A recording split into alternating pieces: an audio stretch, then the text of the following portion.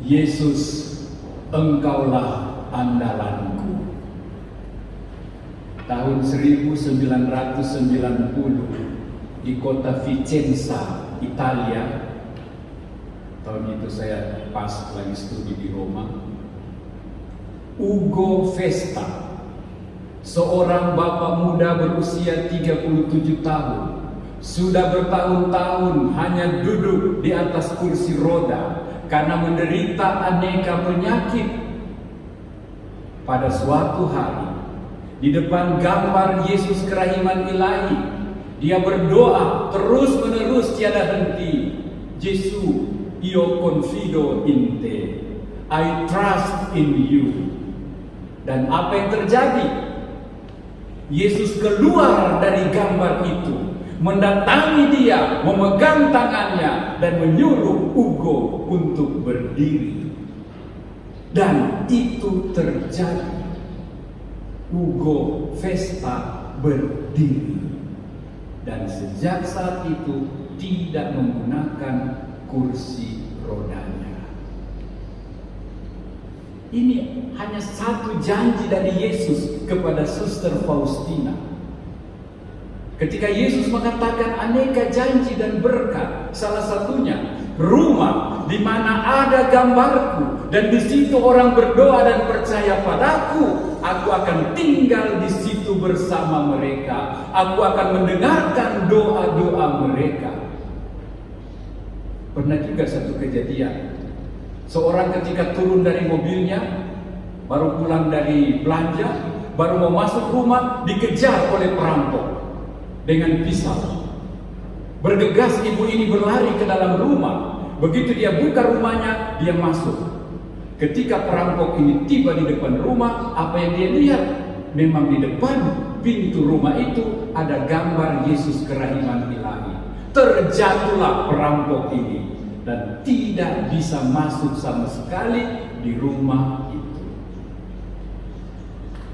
Itulah bagian kecil dari pesta Yesus kerahiman ilahi yang kita rayakan, yang gereja rayakan pada hari ini.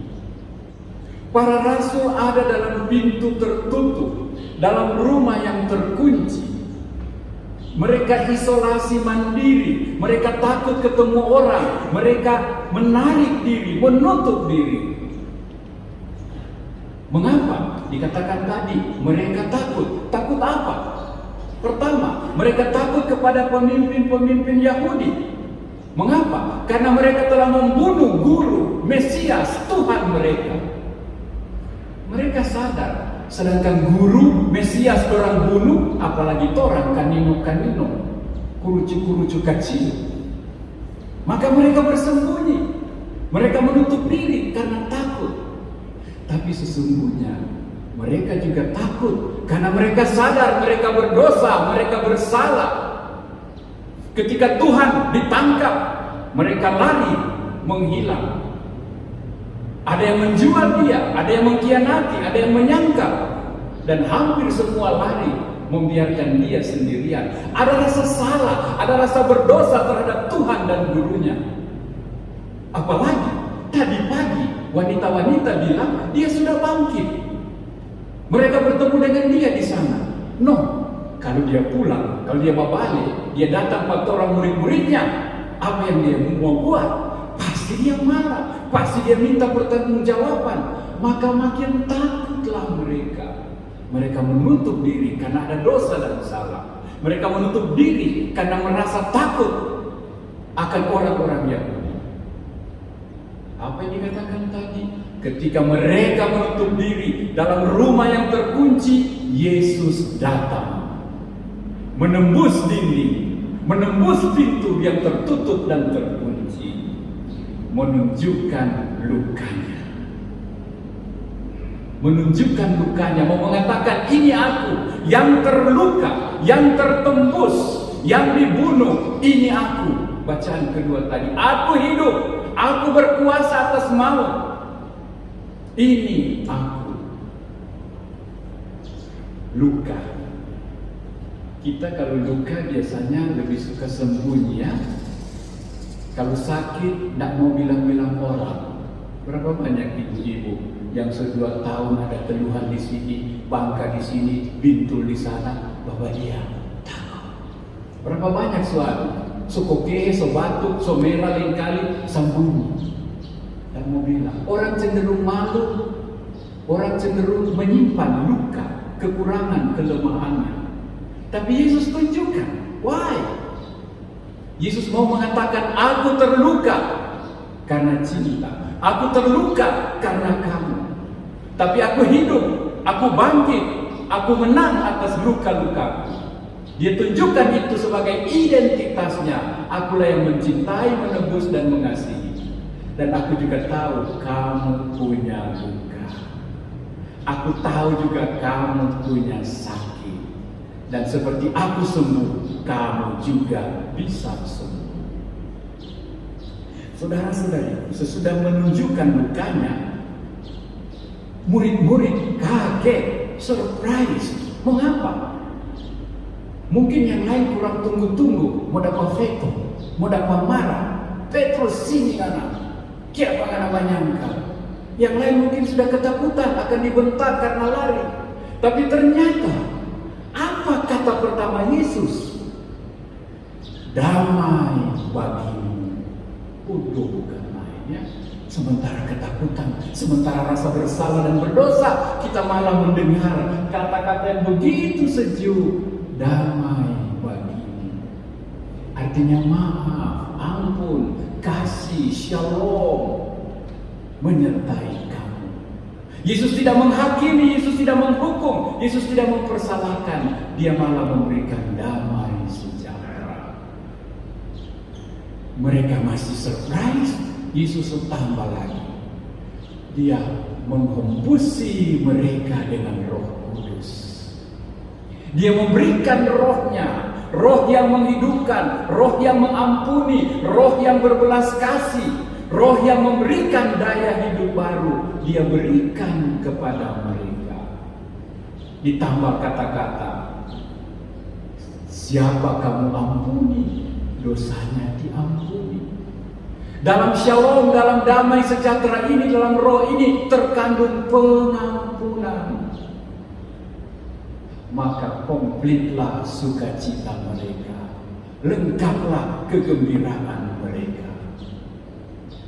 Maka ketika Thomas, salah satu dari mereka yang hari itu tidak hadir, tapi kemudian bergabung dan pulang, mereka cerita, Thomas, kami sudah melihat dia, kami sudah mengalami damai sejahtera.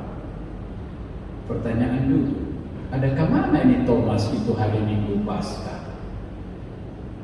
Thomas soba hilang, muntaber, mundur tanpa berita.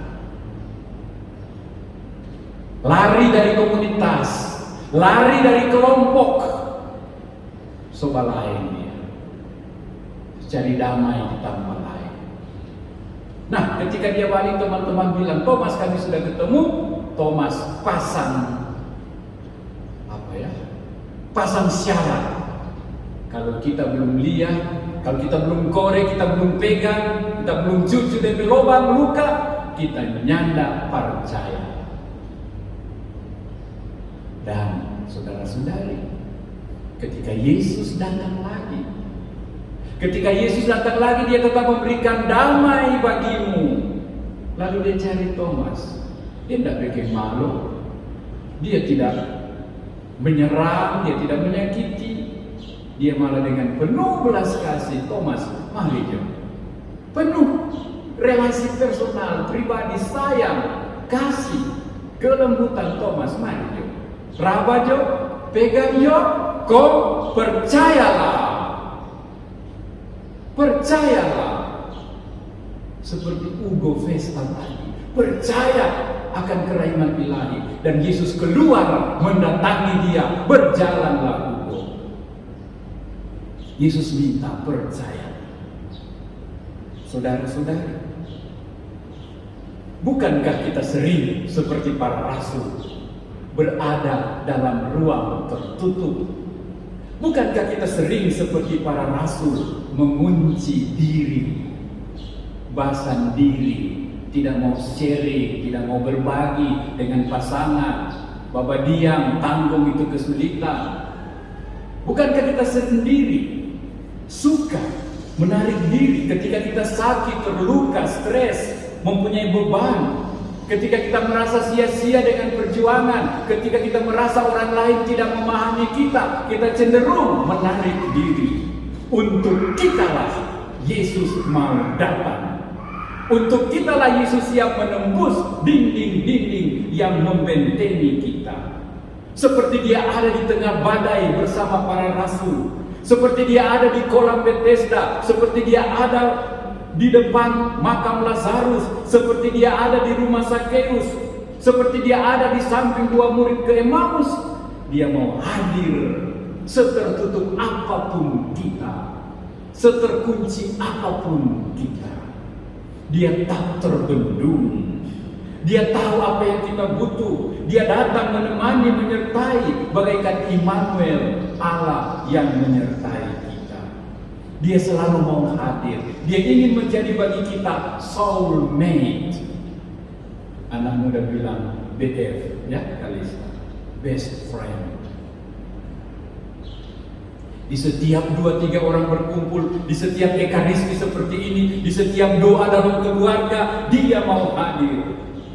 Di setiap ada yang ragu, ada yang goncang seperti Thomas, dia ingin hadir. Dan dia hadir membawa apa? Membawa damai, membawa pengampunan, membawa Roh Kudus yang kita butuhkan. Ya, sebentar Fitri dan mamanya akan dibaptis. Pembaptisan adalah start di mana Roh Kudus dicurahkan kepada kita. Ya. Sebentar Brando akan menerima komuni kudus. Secara pribadi Tuhan akan tinggal dan bernaung dalam hatinya. Tuhan menyertaimu Brando. Dan kita selalu di setiap doa, di setiap kita memanggil nama Tuhan, di setiap kita berseru kepada Yesus, Engkau andalanku, Dia mau hadir, Dia mau datang. Mau katakan ada apa nak? What can I do for you? Dia datang. Pertama untuk diri kita sendiri, tapi kemudian dia datang juga agar kita menjadi pancuran, menjadi saluran yang membawa kerahimannya, pengampunannya, kebaikannya kepada orang-orang lain. Saudara-saudari, seringkali kita juga seperti Thomas.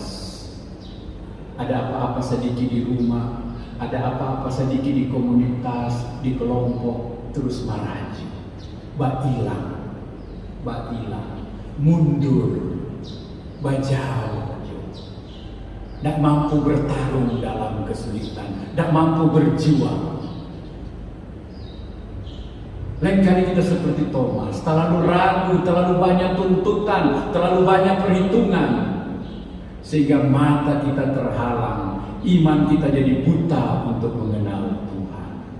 Tapi Tuhan penuh kerahiman. Tuhan tidak menghukum, Tuhan tidak menghakimi, Dia mencari kita. Pada pesta kerahiman ilahi ini, saudara-saudariku, Tuhan ingin sekali lagi datang pada kita lewat konsekrasi sebentar. Ini tubuhku, ini darahku, ini lukaku. Mana lukamu? Mari aku sembuhkan. Asal kau trust me. Berhentilah tidak percaya Thomas, percayalah. Maka Ugo Vesta berjalan dari atas kursi rotanya. Ketika kita menerima komuni kudus, Dia akan menembus dinding-dinding kita yang tertutup dan berkata, damai bagimu, Rohku menyertai engkau. Bapak Ibu saudara-saudari, satu pikiran kecil. Bagaikan janin tak dapat hidup tanpa rahim ibunya. Bagi janin, rahim adalah surga. Seperti janin tidak bisa hidup tanpa rahim ibunya, demikian juga kita semua umat manusia tidak bisa hidup tanpa rahim Tuhan. Karena itu Tuhan kita sebut Maha Rahim. Dia punya samudra kerahiman di mana kita mengalami surga. damai sejahtera yang sejati apapun keadaan kita. Semoga pada hari ini kita mengalami kunjungan Tuhan. Semoga hari ini kita memanggil Tuhan secara istimewa. Yesus, Engkaulah andalanku. Yesus, Engkaulah andalanku sepanjang hidup. Saya mengajak kita hening sejenak. Coba kita hening sejenak. Ketupkan matamu dengan lembut. Hadirkan dalam bayanganmu gambar Yesus kerahiman ilahi. Dengan tangannya memberi berkat. Dengan matanya terarah kepadamu. Lihat ada dua cahaya mengalir dari hatinya. Berdoalah padanya. Berserulah padanya bersama Suster Faustina. Ya Tuhan, aku ingin dipenuhi oleh hati-Mu yang penuh kerahiman. Semoga mataku penuh belas kasih, sehingga aku tak pernah menghakimi atau mencurigai orang lain atas dasar apa saja yang nampak saja, tetapi agar aku melihat apa saja yang indah dalam jiwa sesamaku dan dengan cepat membantu mereka. Semoga telingaku penuh belas kasih dan duka mendengar kebutuhan sesamaku, dan jangan sampai aku tuling dan tak peduli pada derita dan jeritan mereka. Semoga lidahku penuh belas kasih, tidak pernah berbicara negatif dan kasar tentang dan terhadap orang lain, tetapi penuh peneguhan dan pengampunan. Semoga tanganku penuh belas kasih, dipenuhi oleh perbuatan-perbuatan baik, dan semoga yang baik sajalah yang aku lakukan. Dan semoga aku berani untuk selalu memilih tugas atau pekerjaan yang sulit dan berat. Semoga kakiku berbelas kasih, selalu bertugas menolong sesamaku, terarah pada mereka, kendati sendiri merasa lelah dan baik. Semoga hatiku penuh belas kasih, sehingga aku mudah merasakan derita sesamaku, dan dengan segera menghadirkan belas kasih kerahiman. Tuhan, jadikan hati kami penuh kerahiman seperti hati-Mu sendiri.